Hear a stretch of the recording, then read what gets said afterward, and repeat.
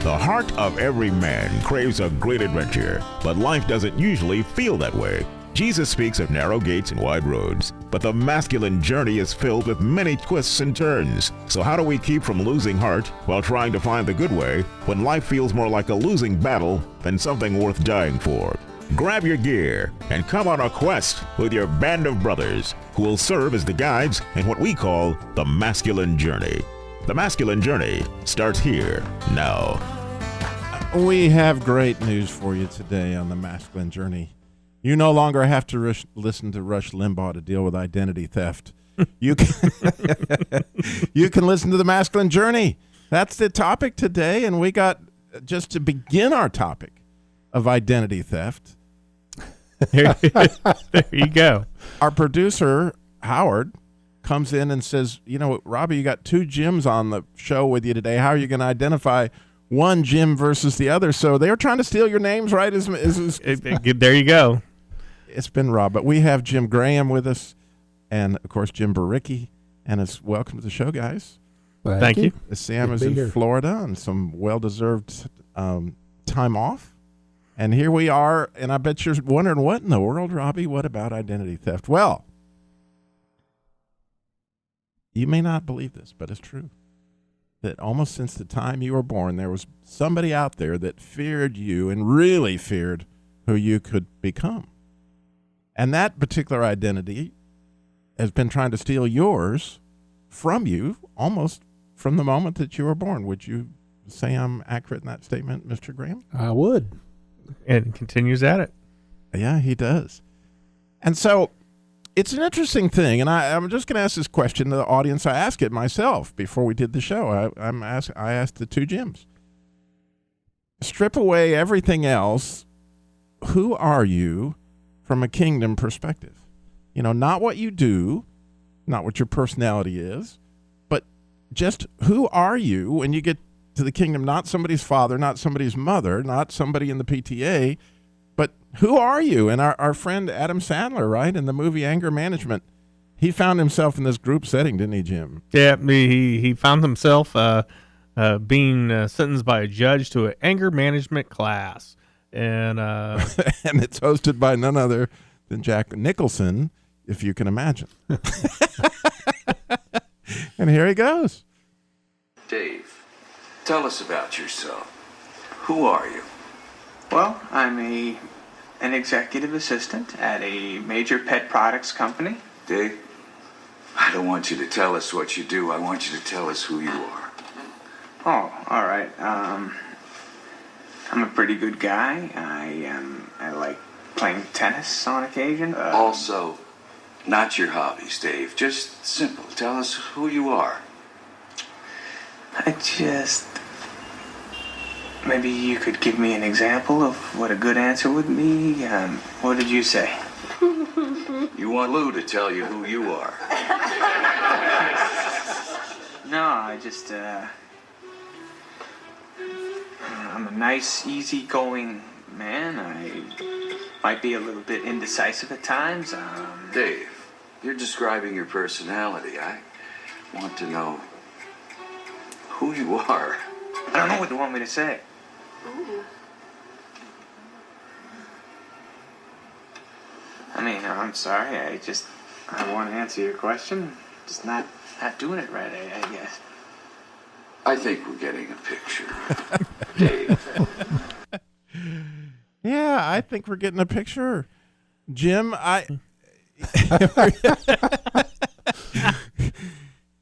that question. Do you think really, Jim, that a lot of people, when asked that question, would actually know how to answer it? Who are you? Almost every male, at least, is going to answer exactly like Adam did. What I do. Now, for me, that would be an identity crisis, because in my 62 years, I probably had 40 different jobs that I did. And people usually think I'm lying by the time I identify all the different things I've done in my life. But that isn't who we are. And there's a fascinating thing that we have discovered, those of us who are with the masculine journey, and we do these boot camps, which we have one coming up, shameless plug, April 6th through the 9th, right? And by all means, go to masculinejourney.org and register. But at these boot camps, we have a particular talk, which I dearly love, called The New Name. And in the New Name talk, it's set up, and we discuss this whole idea of identity. And then the men go out to what we call a covenant of silence, where they go out and they're going to ask Jesus, what do you call me? Right? So it's a fascinating thing to discover. And almost every single time I've ever heard a man tell me that he believes he heard something from Jesus, the next words out of his mouth every single time is, but I don't think so. Is that what happened? With I you? know. I know what I was that way. The first time I went out, I was I didn't think much about it. And I heard warrior. I was like, warrior? No, that's not me. I'm one of the most docile guys you'd ever meet. And little did I know I'd be in the midst of many battles over the next few years. Some for basically the very future of my life. And Jim, the second name that you heard at another later boot camp, you heard beloved son. Tell our listeners what happened with that. That was a wonderful weekend.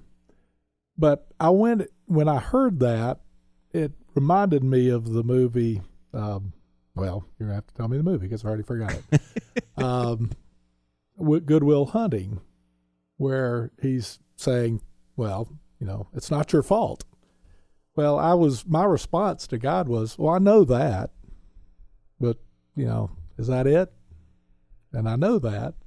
And then ultimately, after trying to, that's obvious, I'm your beloved son, it sank in. And it blew me away. I was reduced to tears. And one of the more amazing things to me was I'd never heard anybody share that name before, but at that boot camp, there were at least 3, and I think maybe 4 or 5 people that heard the same thing. Yeah, that's one of the cool things. And I remember the first time I heard my name from the Lord. I was actually on my way back from a boot camp. I was praying at, I was coming back to actually do a Christian Car Guy show, and I was like, Lord, what do you call me? What do you call me? And he said, Faithful. And I went, oh, come on now. Well, it sounds like an old dog or something. I don't want to be Old Faithful. I was like, Old Yeller. What's up with that? It just didn't sound like me.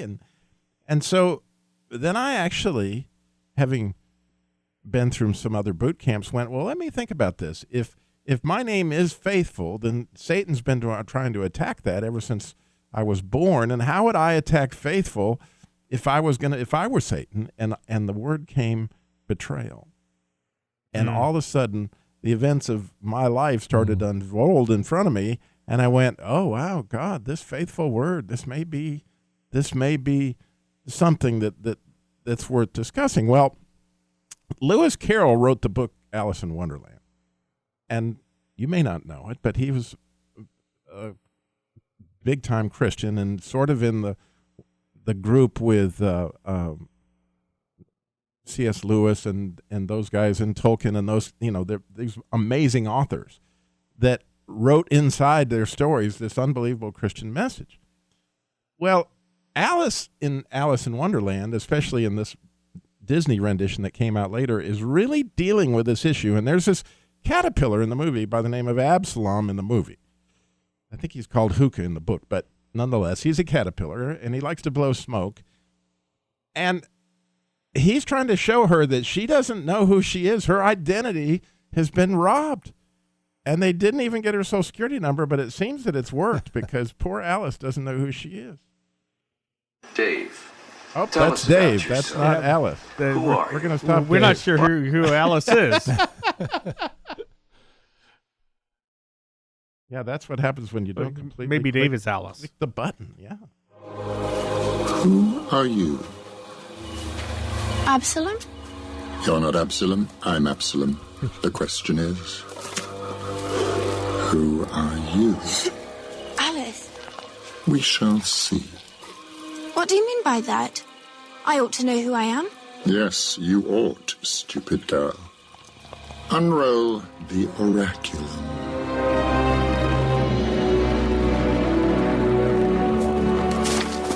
The oraculum being a calendrical compendium of Underland.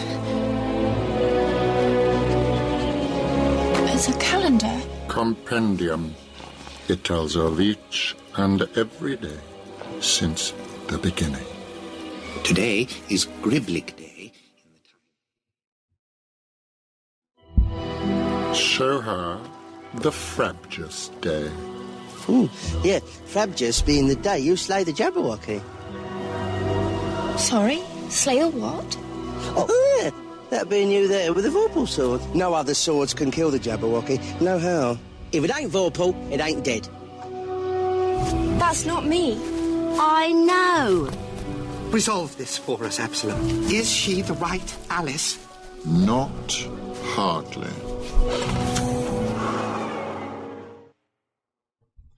All right. Well, there you can see that Alice, which, by the way, that's an absolutely amazing movie, fabulous movie. If you look at it from this whole standpoint of identity and to see, kind of the Christian underlying current that's going on here and the fact that somebody's taken her identity. She's a victim of identity theft. And now, Jim, she is beginning to wonder, and everybody's wondering, is this the right Alice? I agree. I mean, I think we believe it or not, we all kind of get that way. We ask ourselves, is this who we are? Is this all we are? And for me at the boot camp, I went in kind of like you. It all kind of came together of, God tries to, or Satan tries to take us out. The enemy tries to take us out and brings up all these things in our mind that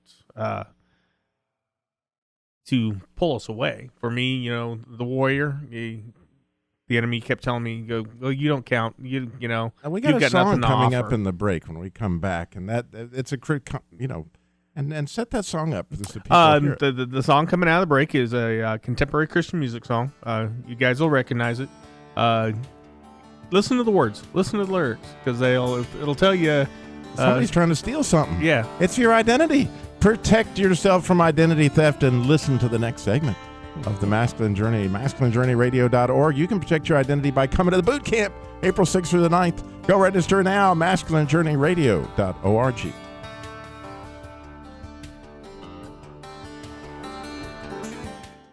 Are you wondering what God has for you in 2017? Well, one thing's for sure. I know He wants you to have your heart back. There is an opportunity for men that's coming up this April, 6th through the 9th. Listen to what it did for Andy. Masculine Journey boot camp experience showed me I could truly hear from God and that I could experience Him on a daily basis. Only $169 or make 5 payments of $33. Go to masculinejourneyradio.org and register today. Hi, this is Sam with Masculine Journey. I'm here with my son Eli. We're going to talk about ways that you can help support the ministry. One way, you can go to smile.amazon.com. There's information on our website there on how to do that. Then you can go to facebook.com where you can click the donate button, or you can go to masculinejourneyradio.org. Once again, look for the donate button. Or if you want to mail something in, mail it to P.O. Box 550, Kernersville, North Carolina, 27285.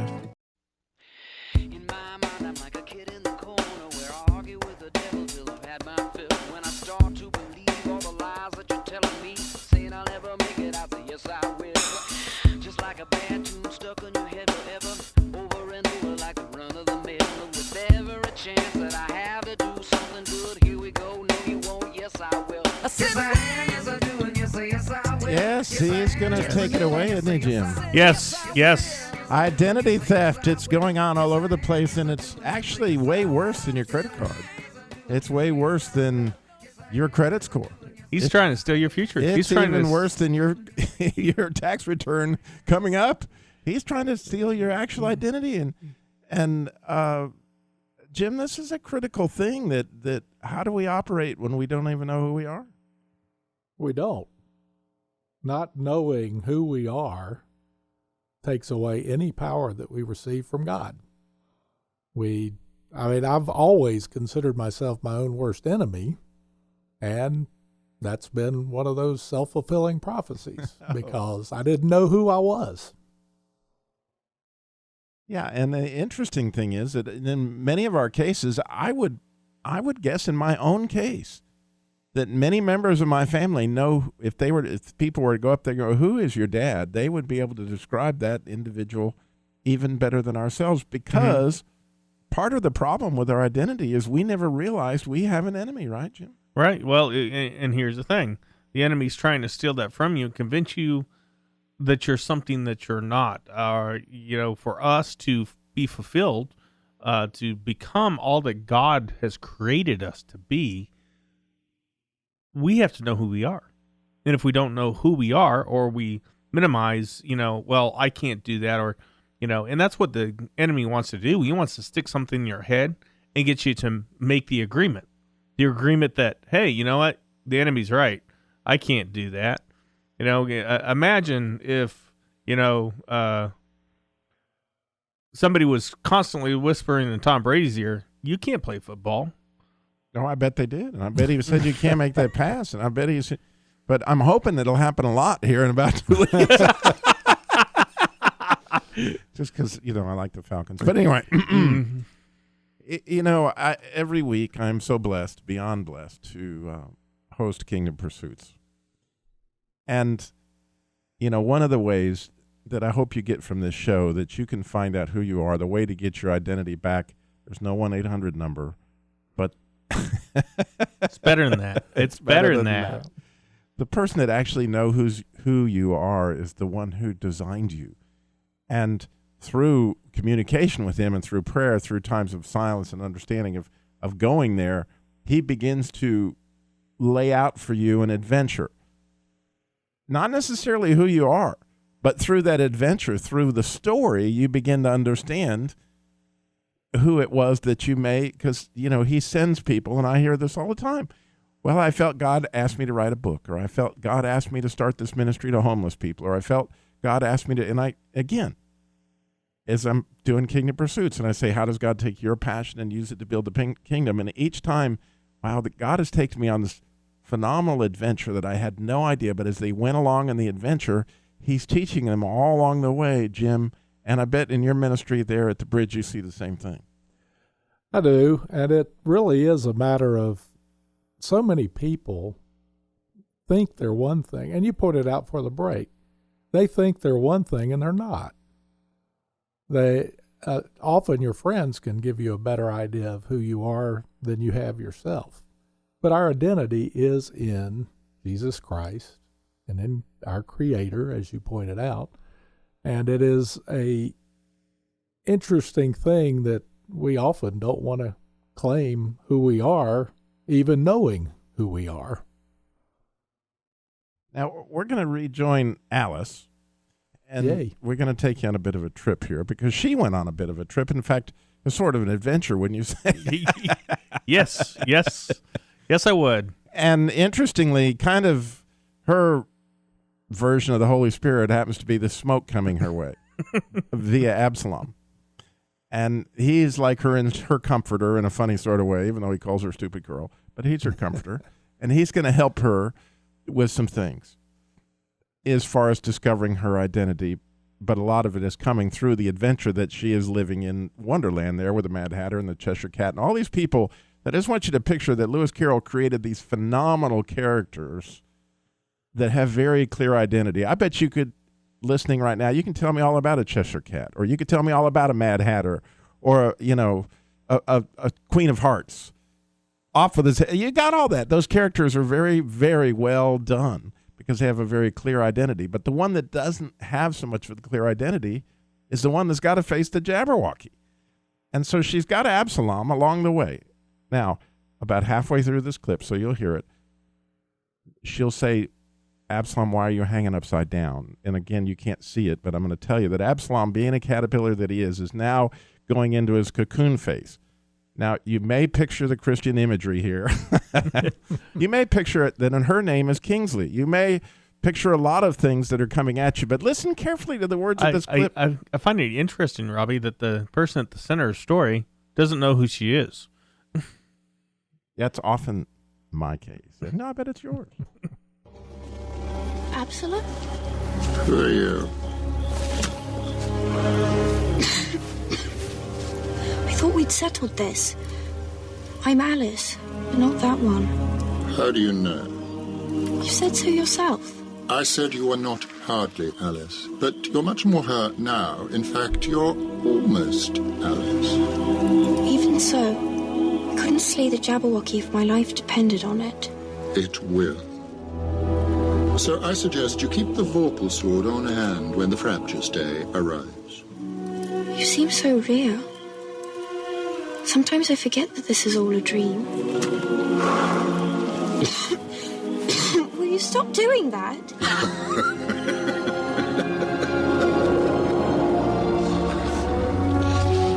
Nothing was ever accomplished with tears.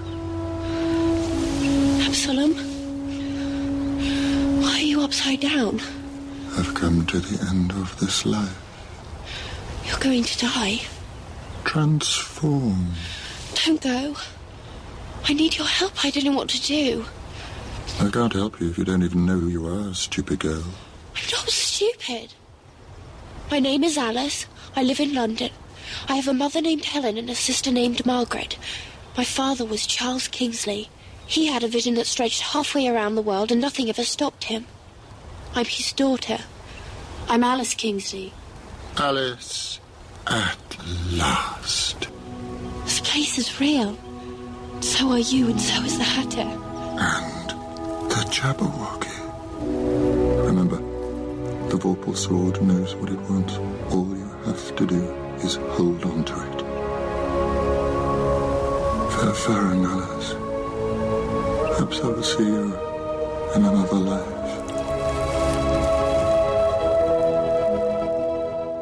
The cool thing is that I will just, spoiler alert, tell you that Absalom goes into the next movie, which is also worth watching, Alice Through the Looking Glass, where he is actually a butterfly.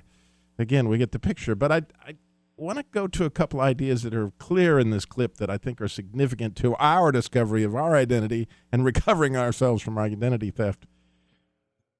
Is a big moment in the movie is for her to say that she is the daughter of the king, Kingsley. Part of her identity is whose daughter she is, right, Jim? Absolutely. In fact, listening to that clip, and I haven't seen the movie, but I got chill bumps with that connection. I mean, her father traveled halfway around the world.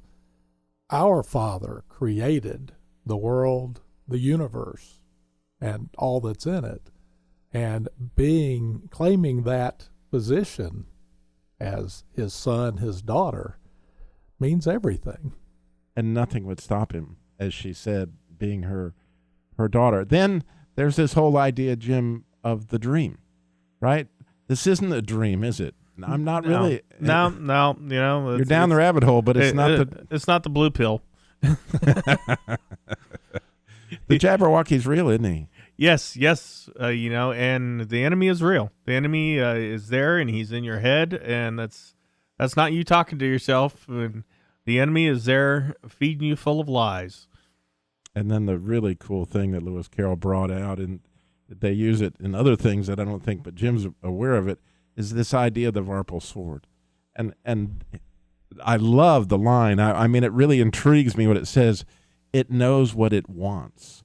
And here's a picture that, again, Paul gave us in Ephesians 6 of the full armor of the sword of the Spirit. And here we have a sword that if we can hang on to the scriptures, if we can just hang on. And that's not easy sometimes. It knows what it wants, and it can slay the Jabberwocky. That's right. Can it not, Jim? Absolutely. God's word will not return void.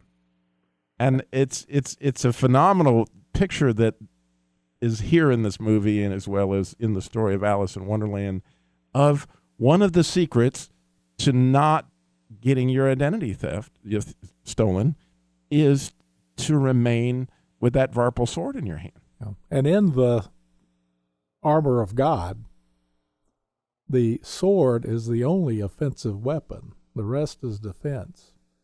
So we're not able to go on the offensive against the enemy without the word of God. And clearly Jesus showed us that in his temptation in the desert.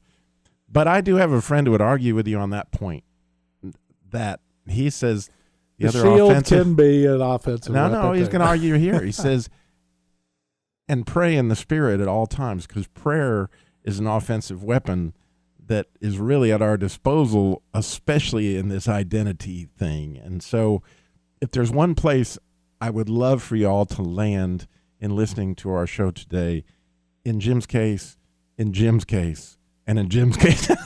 I'm just not that Jim. In each Jim's case and in Robbie's case, our clearest clues to identity came through prayer. Yes. Yes, we all have studied the Word of God. We all love it. We all hold the Varpal sword. But that idea of prayer is a place, but it comes at being quiet and being still, and not so much talking, but a whole lot of listening, right, Jim? Absolutely. And just something that yesterday was said to me by a very dear, beloved Christian friend is, I wanted to help him because he's in a terrible place. And I said, what can I do? And he said, rightly so, all that you can do for me right now is pray. And that is a powerful weapon. Right. Jesus knows who you are. He made you. And he has some answers for you, but you got to ask him, and then you got to be still. And then comes the tough part. Let me see if I can believe that. How has that been attacked? How can I isolate that? Those are available to you. And one of the ways that can happen is to come to the boot camp. It's April 6th through the 9th. That's all to do with. We would love to have you there. We're going to have so much fun, but you got to go. It's your step. Or maybe you can help your husband out and show him. Here's masculinejourney.org, masculinejourneyradio.org. Go register today.